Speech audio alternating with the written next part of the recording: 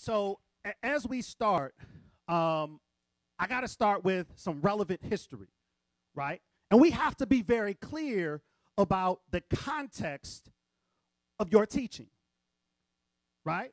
We live in an era where African Americans continue to be disenfranchised, where this brother, that's the sign when I went to the March on Washington, right? The 50th anniversary march. How many people went to the march, the most recent march? I hope nobody was around then, right, back in the day, right? Just sitting in chairs right here, all right? This brother had this sign, and I was talking to him. This is the original sign that he carried with him. He's 92 years old, okay? And so while all of those cats, and I'll be very clear, I don't even care about the hat on his head. I care about the sign that he has in his hand. He stood for everybody. He didn't stand just for the people associated with the hat on his head. He didn't stand just for black men. He stood for all humanity. He stood for justice. He stood for equity. And to the right, you understand that in the United States of America, the economic situation of the poor and most marginalized continues to be under attack, right? So today, because of these fools in D.C., they shut off what type of cards? EBT cards. And we all know, at least I know, I can only speak for myself, growing up where the EBT card was very common, the cheese made the best mac and cheese ever, right? They cut those off. So now what we have to understand is, as a teacher, if you did not know that, you need to think about what does that do to your young folks who potentially show up to your class on Monday morning. Going to the bottom, we need to understand, right? And I'm an unabashed supporter of the parents and family of Trayvon Martin. This is the only time in the lives of some young folks where they've actually experienced white supremacy, right? And I want to be clear. I'm not talking about white supremacy there where they roll up and put a hood on, as the sister was describing earlier. But this idea that is deeply rooted in the decisions and the laws that are passed in the United States of America and how those judgments impact our people. This is the context of your teaching. If you are in Baltimore, everybody understands about baby booking.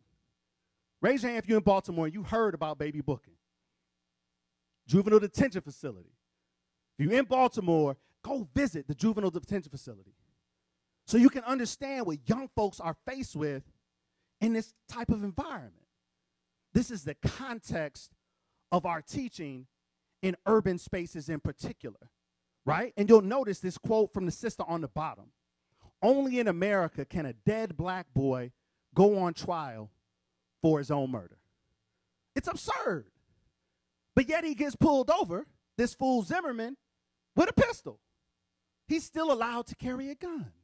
But yet, as a community, we have to figure out, how do we respond to such things? Do we respond by standing up and standing together? Or do we respond with silence? How do we teach about this in our classrooms? All right, so as we go through this, I always have to tell folks what grounds my work and what grounds my life experience is that I'm a hood rat. I grew up on Livernois and Tireman in Detroit. So for those that know Detroit, that's hood, right? So you don't walk out the door at 10 o'clock after 5 o'clock on Livernois and Tireman, right?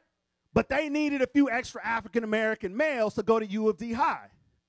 Now, I get to U of D High. For those that know U of D High, it's this elite Jesuit high school. All guys, first of all. I was like, whoa, hold up. But I had a mama and grandmama that raised me with foot on neck and foot in behind. So I didn't have no choice about where I went to school. So I ended up going to this school, right? And I always say, but now I'm lost in academia, but that's why I'm still a teacher, right? So it's not just about the research. It's not just about books. It's about the class that I teach of 7th graders at Waverly Elementary Middle School in Baltimore, right? And I do this, and I'm writing a book with these young folks. And when we started, they were like, oh, Doc, I don't know if I'm going to have my name on the cover. I said, what you mean? Notorious Big was the greatest scholar in history of African-American studies. People are like, what? Biggie told complex tales about black masculinity. That's what Juicy is all about. Raise your hand if you're familiar with that song. That's all it's about. It's a story about black masculinity. It was all a dream. Come on. Yep.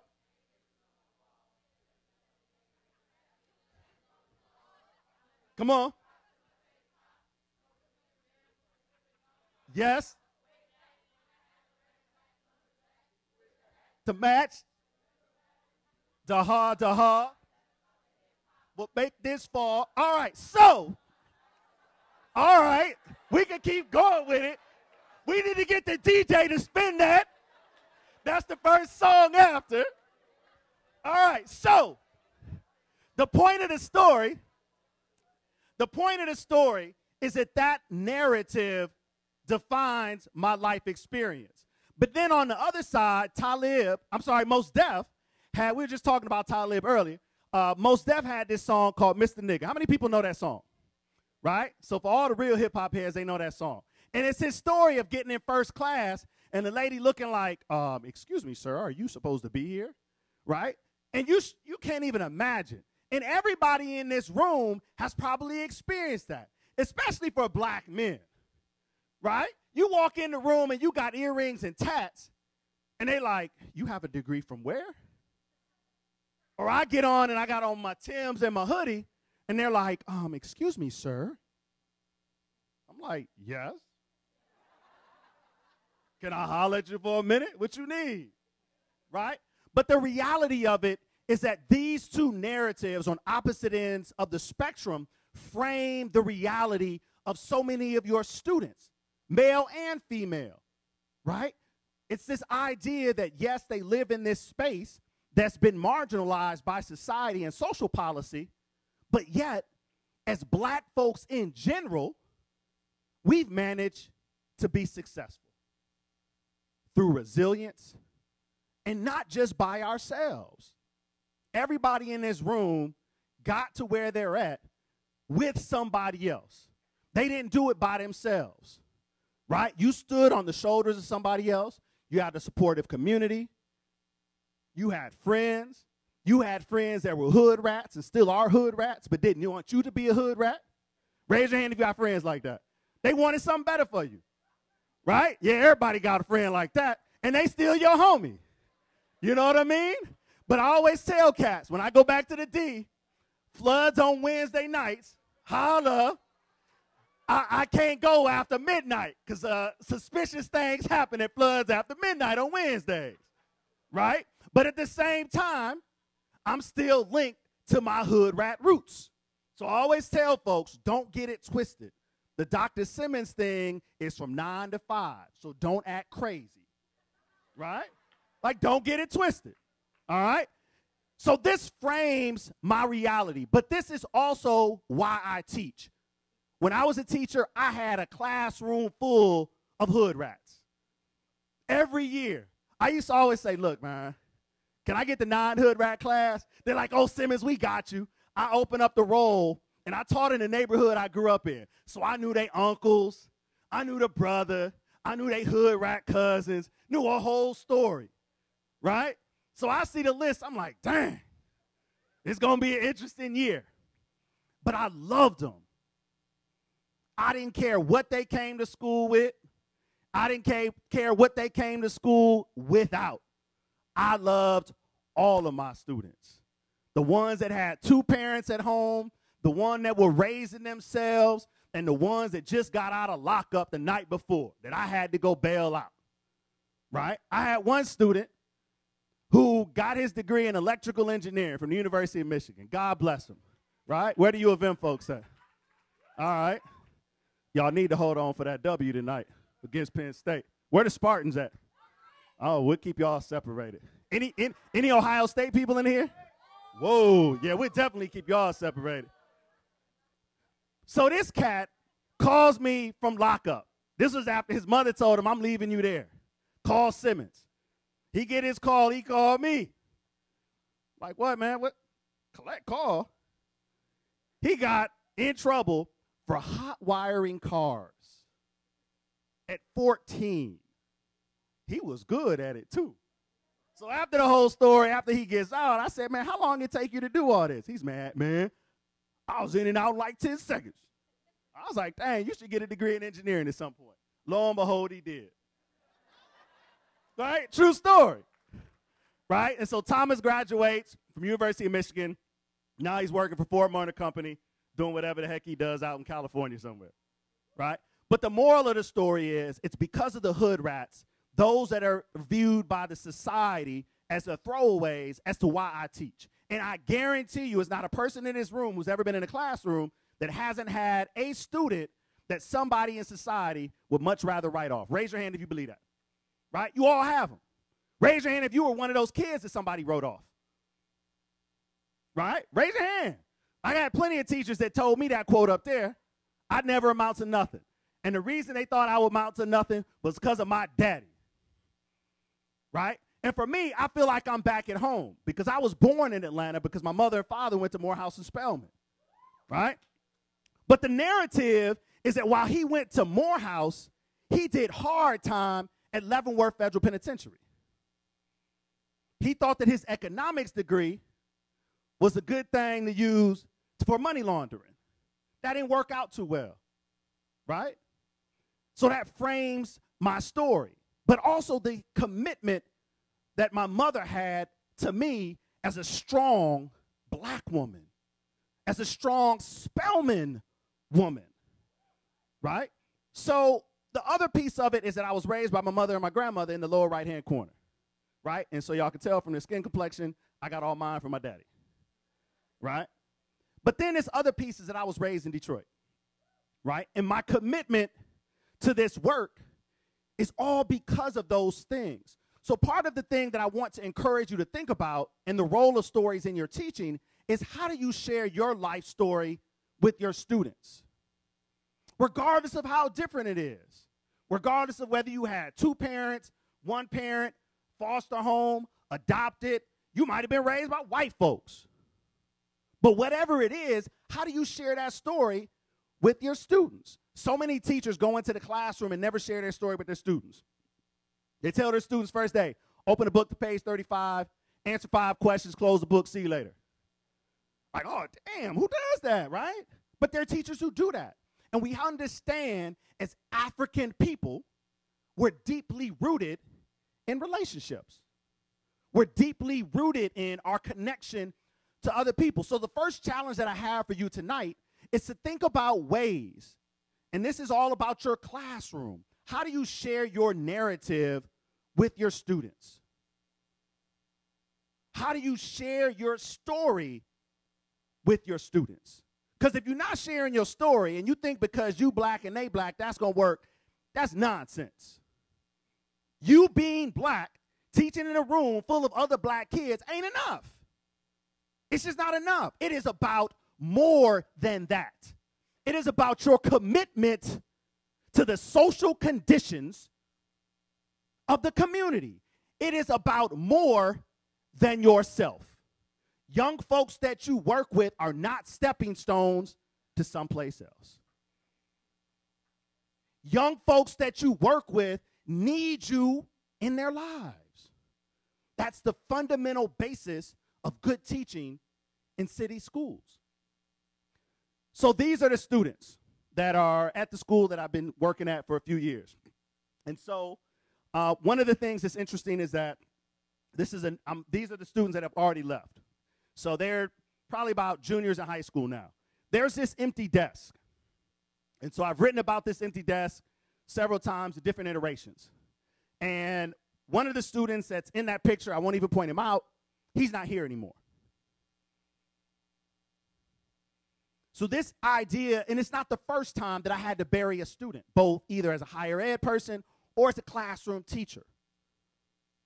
What that has said to me is that what we do in our classrooms is more important than some damn test scores. It's about reaching the lives of young folks to understand how is your human condition connected to theirs. If you do not understand how your human condition is connected to theirs, then you should quit.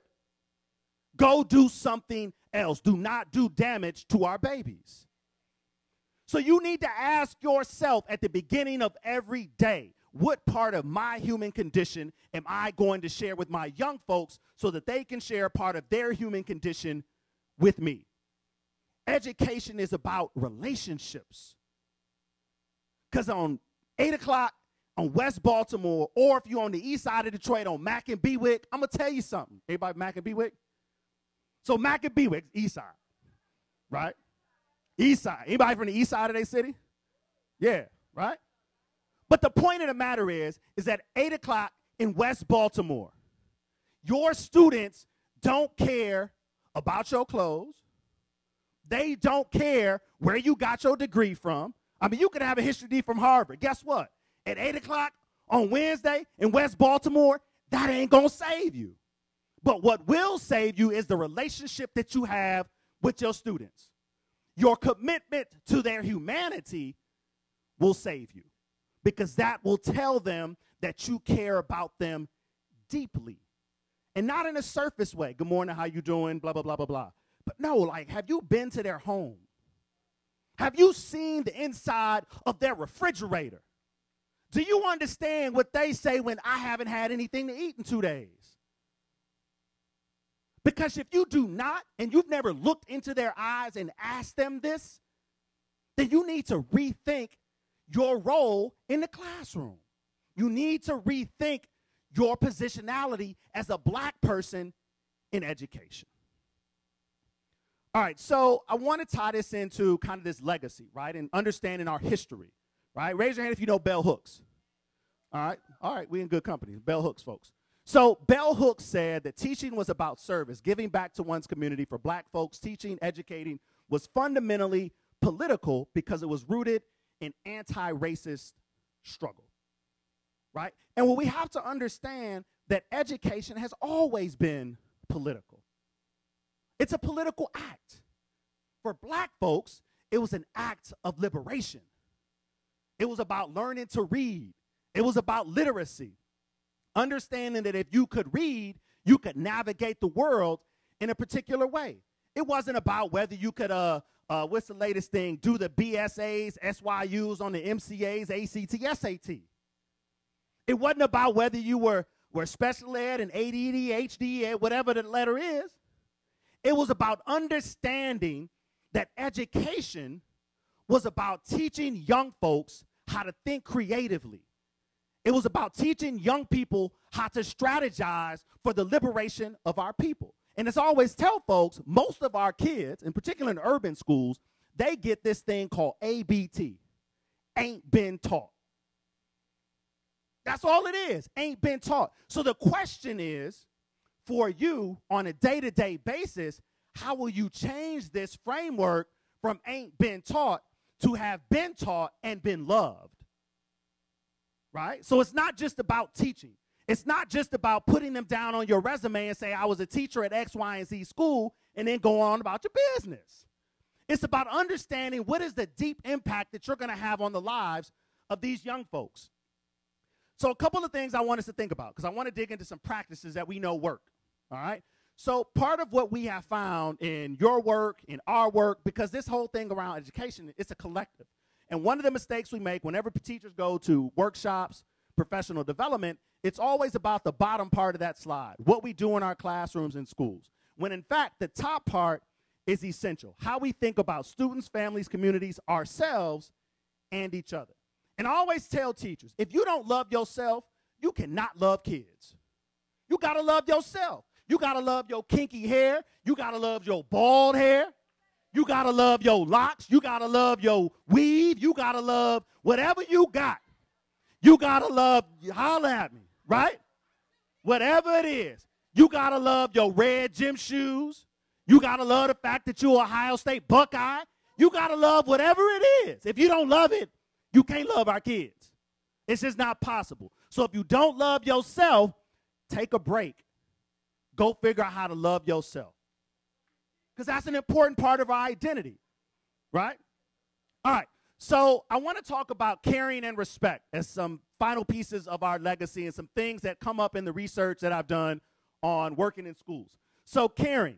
And again, these are just some things. And this idea of being demanding but facilitative. It's one thing for you as a teacher. What's your name, man? Jean-Luc. Say it again. Jean-Luc. Jean-Luc. All right, Jean-Luc from Arkansas. Now, Jean-Luc, come here, man. Give him a round of applause. Good. So, Jean-Luc, look, man. Let me holler at you for a minute. What grade you teach? 10 through 12. 10 through 12. Oh, God bless you. Any other high school teachers in the room? Where the middle school folks at? Middle school teachers are as crazy as the kids. Where the elementary teachers at? Look, man. The elementary teachers, all they wanted, they just like to hug. They the nicest people in the world. The meanest people in K-12 education are the middle school teachers. They the mean ones. But hold on. And here's how it goes. The middle school teachers are also the first ones at happy hour. And for them, happy hour starts on Wednesday. Elementary teachers like, well, come on, guys. We can make it till Friday. Elementary teachers like, look, man. Or the middle school teachers like, look, it's Wednesday. We out. We'll holler at you. 5 o'clock. As a matter of fact, we're going to be at the door waiting. All right, so look. So with your 10th graders, man, I need you to work on being facilitative. What do I mean? You mean the students leading the classrooms? That's a good example. Being facilitative. All right, thank you so much. Right, so allowing students to lead the classroom. Right, how many people have heard of this pyramid of learning and what students retain after 2 hours? 20 minutes, I'm sorry. Right, so after 20 minutes, students check out.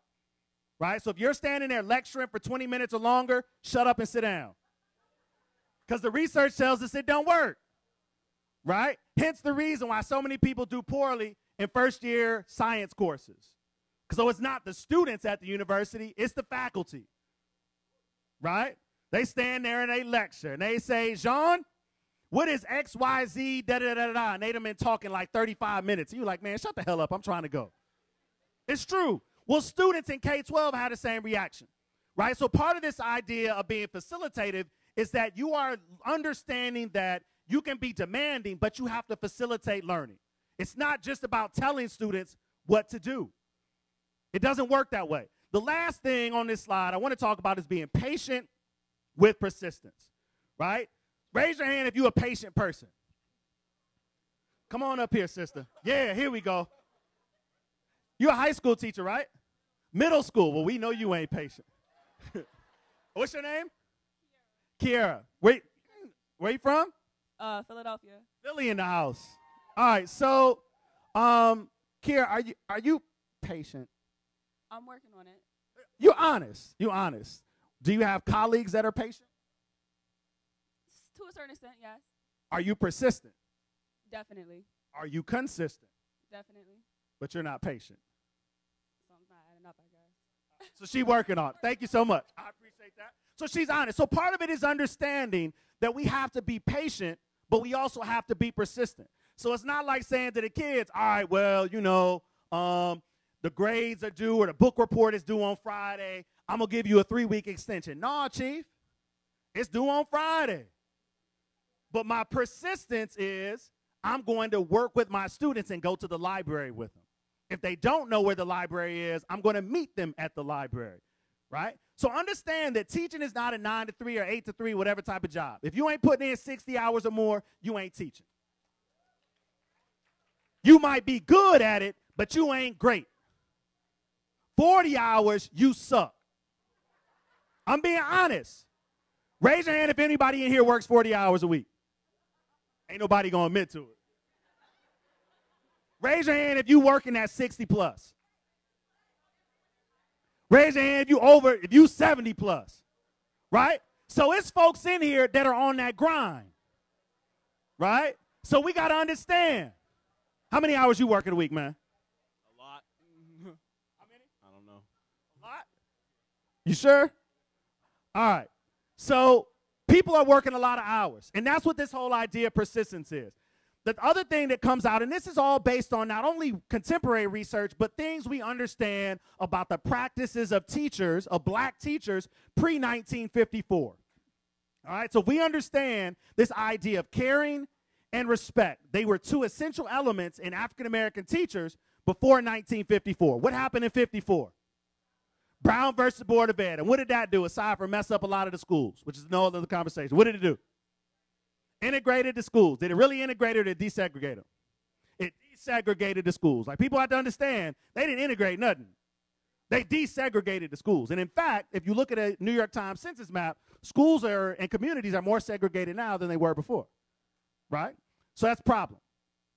So if we look here, one of the things that comes up is this idea of respect and our students understanding that they should get respect. And here's what students describe in a research project that I ran across 7 different school districts. And these are just 3 big things that came up. You hold grudges, your tone of voice, and this idea of public denigration, right? So public denigration is that showdown, right? Man, what you say? Get out my class. Dude looking like, oh, for real? I ain't coming back. Middle school and high school kids, if you kick them out of class, guess what? They ain't coming back. Raise your hand if you've seen that, right? If you get in the face of an elementary kid, then they gonna cry, right? 3 minutes, dang. All right. So as you think about this idea of respect, understand that it's important, right?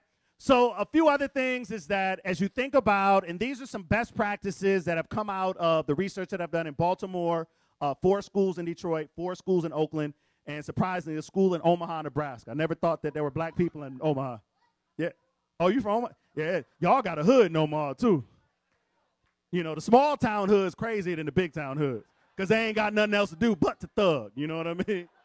They like, what we going to do on a Friday? We ain't going to Floods. We going to go down to the block and do whatever we done supposed to do. All right.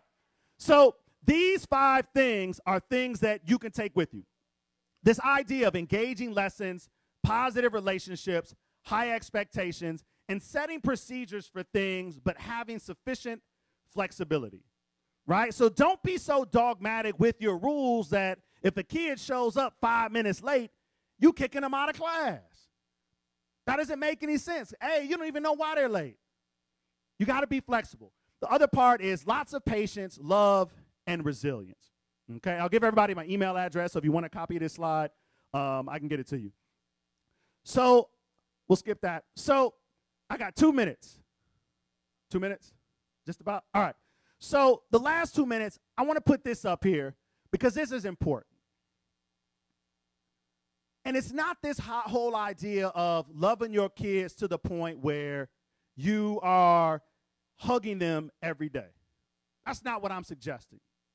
But I will say that there is research that's done that says for many young folks in urban schools, when they get a hug from their teacher at moments of great highs and great lows, it has significant impact on 3 things. A, academic engagement. B, academic achievement. C, that relationship, right? So part of it is understanding that when we think about loving our children, you understand that these are all of our children. So whether it's Detroit, Baltimore, D.C., Seattle. Anybody teaching in Seattle? TFA not in Seattle? They not here? We're going to have to get on the horn about that. Omaha, we got you. Anybody in Miami? All right. But the moral of the story, and this is something you need to ask yourself every day. Do I love my children? Do I love my children? Raise your hand if you've had moments at the end of the day where you're like, oh, I hate them kids. Right? We all had them. But at the core of who we are, we have to understand that the only way anything gets reformed, any way anything gets fixed in urban education and in urban schools, in rural communities, in suburban communities, is that we have to love our kids unconditionally. Raise your hand if you did something stupid back in the day as a kid and your parents still loved you. Raise it. My man said, what about last night? I don't even want to know what that was. It's Atlanta, so ain't no telling. Make sure everybody's home by midnight, right? Guess not. But the point I want you to think about is not just do you love them, but how do you show your kids that you love them? So when your kids leave every day, do you say, look, man, we had a hard day, but I love you. I'm going to see you tomorrow. Or do you go sit at your desk and be like, man, get the hell out of here. I'm going home. Because if you do that, you have now fractured that relationship. And the last thing I want to say is this, and this is important, because as black folks in America, we get beaten down all the time. This brother right here with his long locks gets beaten down just by the sheer stare when he walks through the airport. I've had a friend of mine who has long locks. He'll walk through and we walking. I'm like, damn, dude, I ain't never seen a bro with locks. I mean, nothing. They just. These types of racial microaggressions can wear on us as black folks. Well, Paul, they didn't really know how to respond to your outburst in the staff meeting today. Raise your hand if you heard that before. Holla. But because of this, what I am suggesting is that you have to love yourself because the larger society don't love us. But what we have found, both in the research and even anecdotally in our life experiences, is black folks, we've always loved ourselves. That's how we made it. Nikki Giovanni went to a NASA conference. NASA didn't know who they was getting when they invited Nikki Giovanni. Nikki Giovanni said, black folks are so resilient. If y'all want to build a probe and go to Mars, put a black person in there because we'll figure it out. You know, we'll put everything in a Crown Royal bag. Holla, you know what I mean? We'll figure it out. We'll have our iPad. We'll have a bootleg iPhone with a chip from somewhere else. We'll get a burnout just in case the FBI is following us. I mean, we got all the tricks. And then for those people that grew up in the city, you'll run the extension cord across the street to get electricity. Y'all know what I'm talking about? Yeah, they know what I'm talking about, especially in Birmingham. You know that. You know what I'm saying? That's my crew from earlier. But what I want you to think about, and the last thing, this is the last thing before they bring out the hook. And make sure you spin that juicy when we done, because I got to hear everybody go with that. Make sure that you love yourself, because you are not ready to teach our children if you don't love yourself. Your deep, dark skin tone, your fair skin tones, your locks that have burgundy in them, your short, natural hair like this sister, the short, the tall, the thin, the fat, the round, the brown.